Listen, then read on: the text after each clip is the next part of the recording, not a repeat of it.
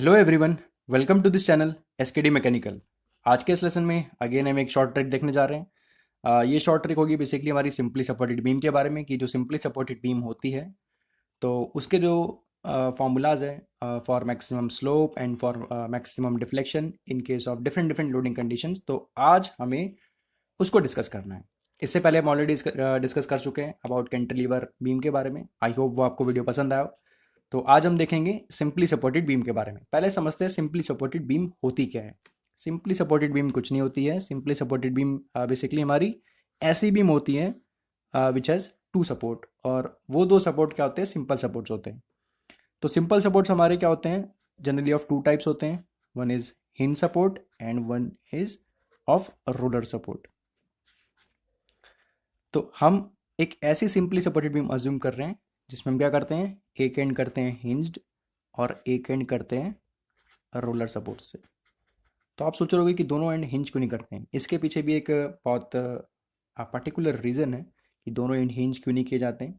वो भी मैं आपको बताऊंगा जब मैं एक्सप्लेन करूंगा कॉन्सेप्ट ऑफ थर्मल एक्सपेंशन का, कि दोनों एंड्स हम हिंज क्यों नहीं यूज़ कर सकते हैं या फिर दोनों एंड्स के रोलर क्यों नहीं यूज़ कर सकते हैं। बेस्ट जो यूज़ होता है या बेस्ट जो कॉम्बिनेशन होता है फॉर सिंपली सपोर्टेड बीम के लिए वो यही होता है कि एक एंड हम यूज़ करें हिंज सपोर्ट और एक हम यूज़ करें roller support.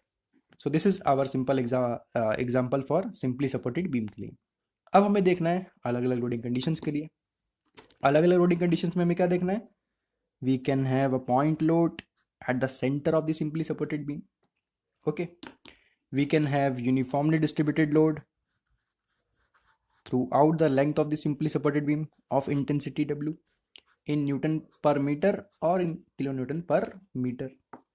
We can also have some moments also at the end of the simply supported beam. So these are some different loading conditions. इनको हम देखेंगे कि इन पर्टिकुलर लोडिंग कंडीशंस के लिए what is our maximum slope and what is our maximum deflection। ये बहुत important formulas है, बहुत यूज़फुल फार्मूलाज है जो कि बहुत ज़्यादा हमारे यूज़ किए जाते हैं। जब हम एक कॉम्प्लिकेटेड प्रॉब्लम क्यों ना यूज़ करें, वहाँ भी इन रिजल्ट्स को डायरेक्टली यूज़ किया जाता है, maximum slope and maximum deflection. कभी कभी डायरेक्ट जो हमने डिस्कस किया है फॉर्मूला वो डायरेक्ट दे देगा कि एक सिंपली सपोर्टेड बीम दे दी और इस सिंपली सपोर्टेड बीम पर उसने क्या करा, एक पॉइंट लोड अप्लाई कर दिया। मान लो पी का कर दिया या 2p का कर दिया या 3p का कर दिया, कुछ भी कर सकता है, वो चेंज कर सकता है। पूछा कि बताओ मैक्सिमम स्लोप क्या है, मैक्सिमम डिफ्लेक्शन क्या है। ओके, तो इस टाइप के क्वेश्चन हमें डायरेक्टली कभी कभी पूछे जा सकते हैं अलग अलग एग्जामिनेशंस में।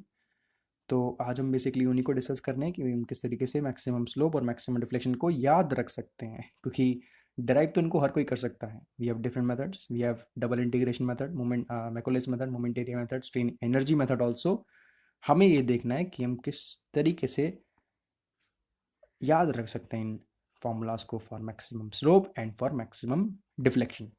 ओके, तो अगर मैं देखें जैसे हमने पुराने जो फॉर्मूलाज देखे थे जो हमारे कैंटिलीवर बीम के लिए थे, कुछ कॉन्सेप्ट्स उसके यूज़ होंगे बट इसके थोड़े डिफरेंट कॉन्सेप्ट्स हैं, तो देख लेते हैं।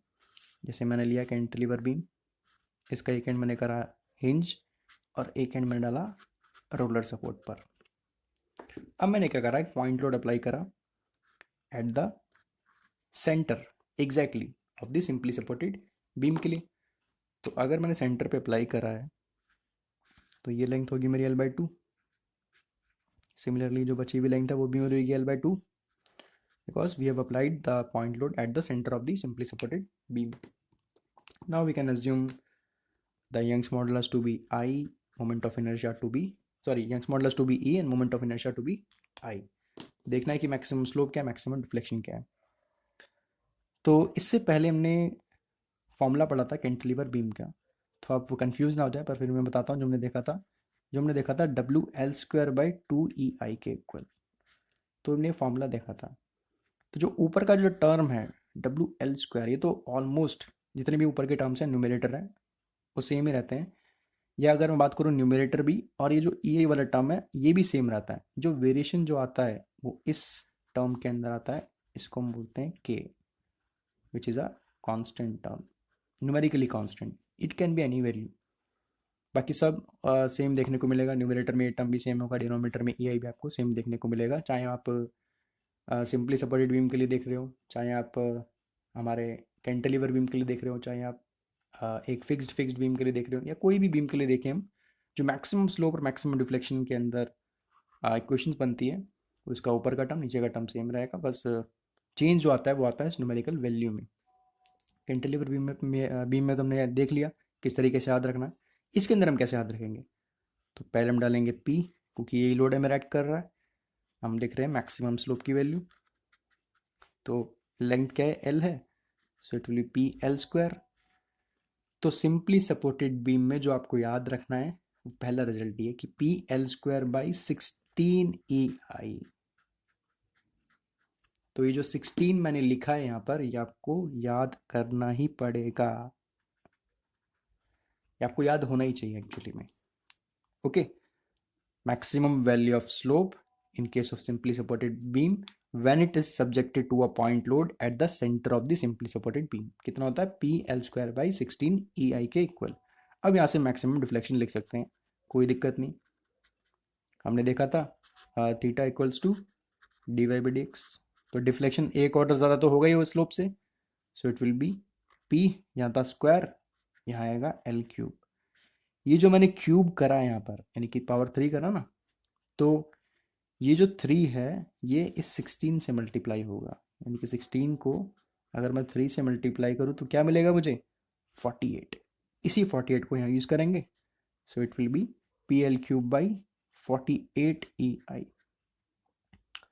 This is the formula for maximum slope. This is the formula for maximum deflection in case of a simply supported beam when it is subjected to a point load at exactly the center of the simply supported beam के लिए। Okay, तो ये हमारा पहला case discuss. अब देखते हैं दूसरे केस में। Again we have simply supported beam, एक एंड हिंज्ड, एक end roller support.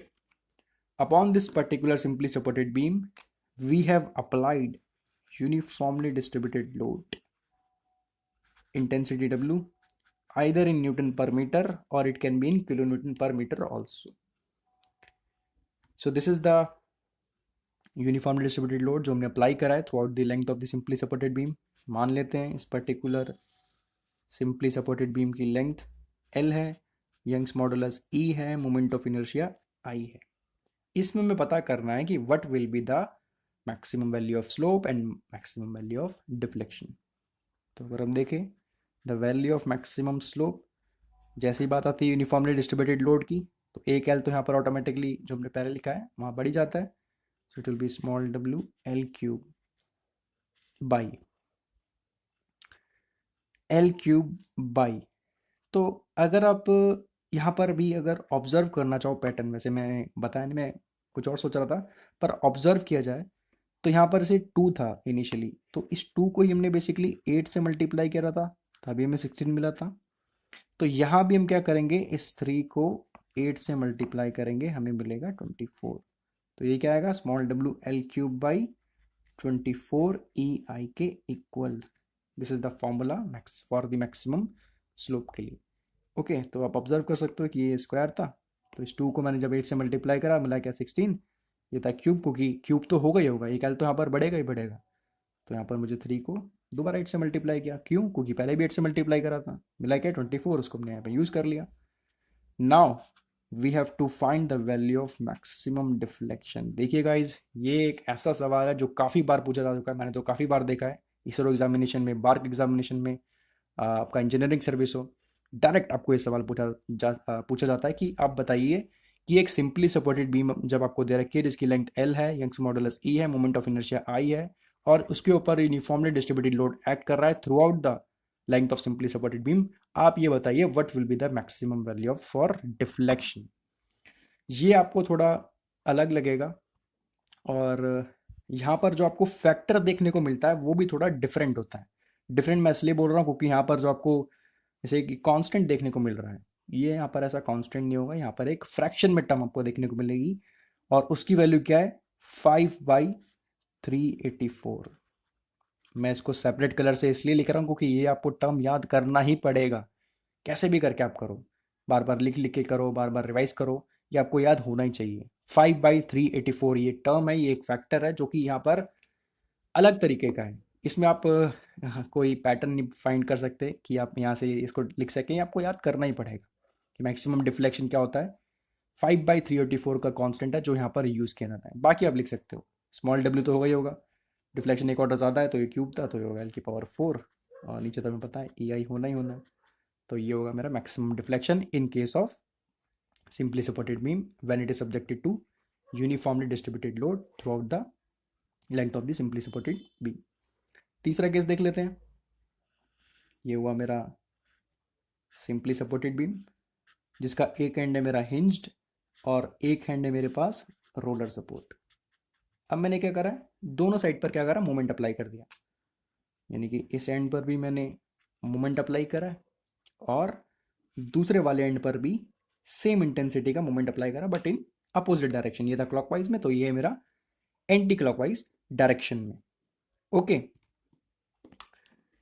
And we can assume again the same terms, the length of cantilever beam, simply supported beam sorry, length of simply supported beam L होगा, इसका Young's modulus E है और इसका moment of inertia I के equal है। इस case में हमें पता करना है what will be the maximum value for the slope के लिए एंड फॉर डिफ्लेक्शन के लिए। तो अगर मैं देखूं the value of maximum slope, जैसे कि मोमेंट तो यहाँ पर जैसे पहले जो लिखा है वहाँ पर ऑटोमेटिकली उससे एक L कम हो जाता है, सो इट विल बी ML। अगर मैं देखूँ L की पावर है क्या एक्चुअली में, जब कुछ नहीं है तो पावर 1 तो होगा ही होगा ना, सो इट विल बी ML। तो ये जो मेरा 1 है, अब मैंने नीचे लिखा है ML/2EI। ओके, ये था मेरा ML, जब कुछ नहीं है तो पावर 1 है, तो इस 1 को ही एक्चुअली में मैंने किससे मल्टीप्लाई करा है, 2 से मल्टीप्लाई करा है। ओके, तो अगर इसी पैटर्न को मैं डिफ्लेक्शन में देखना चाहूँ तो उसको मैं किस तरीके से अप्लाई करूँगा, तो मैं ये होगा मेरा मैक्सिमम डिफ्लेक्शन जो कि एक ऑर्डर ज़्यादा होगा ही होगा स्लोप से, so it will B ML²। तो यहाँ पर मैंने क्या हुआ, L² हुआ, तो ये मेरा 2 आएगा नेक्स्ट टर्म।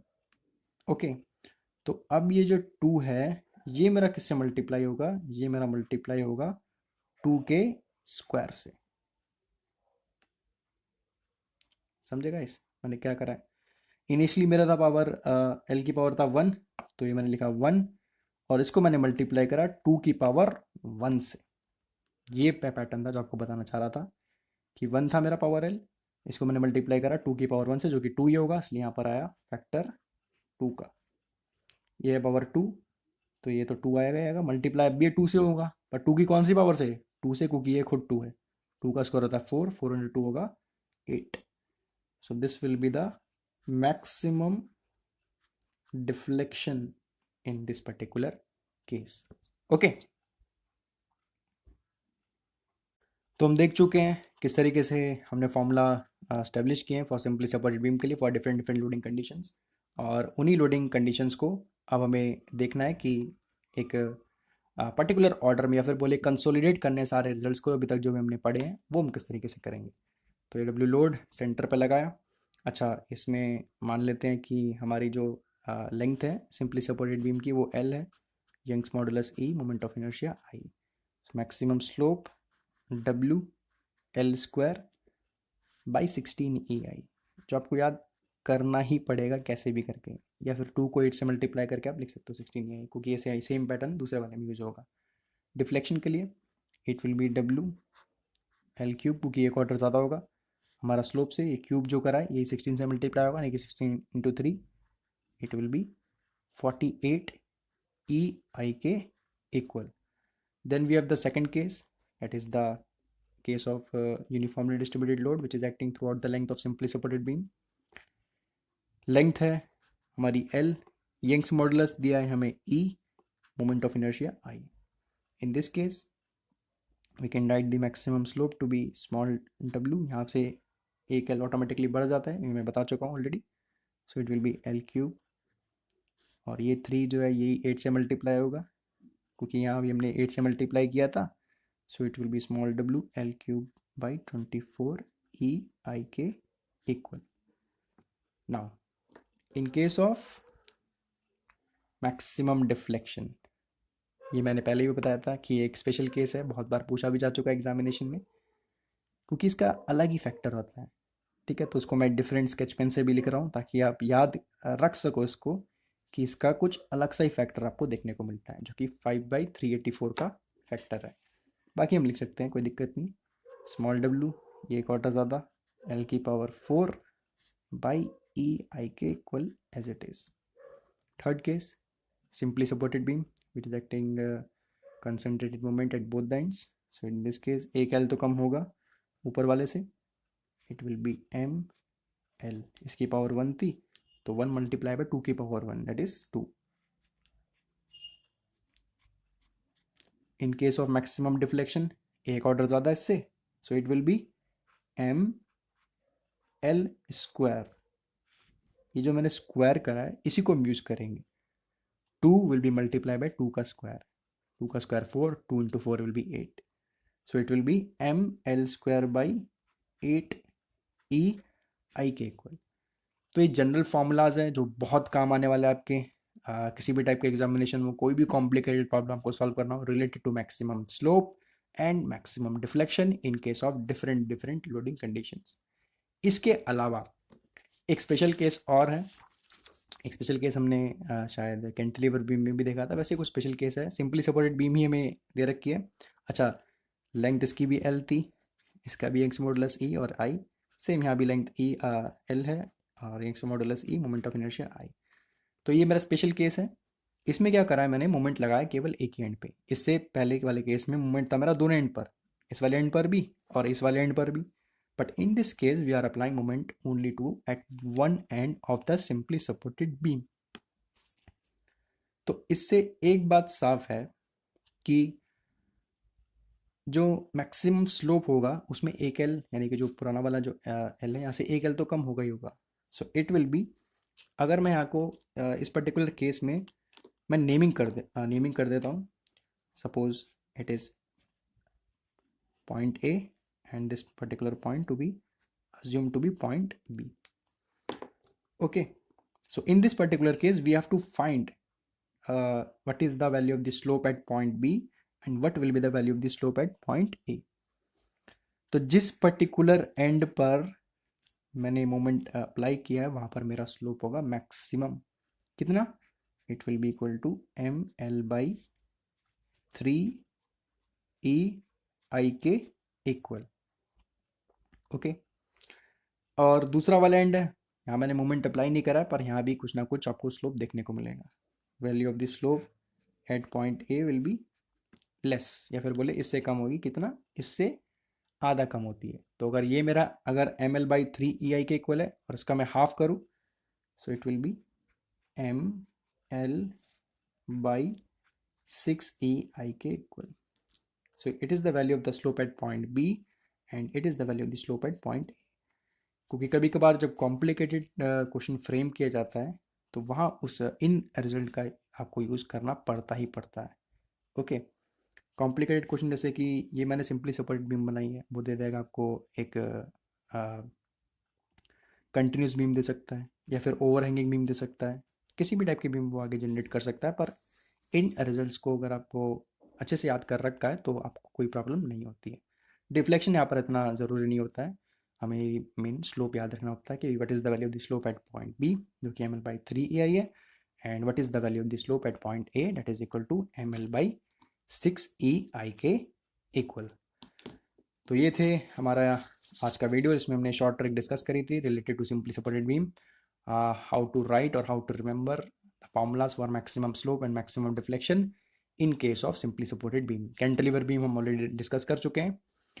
तो आई होप आपको ये वीडियो पसंद आया हो. अगर पसंद आया हो तो ज़रूर उसको लाइक करें, ज़्यादा से ज़्यादा शेयर करें और सब्सक्राइब करना ना भूलें. Thank you.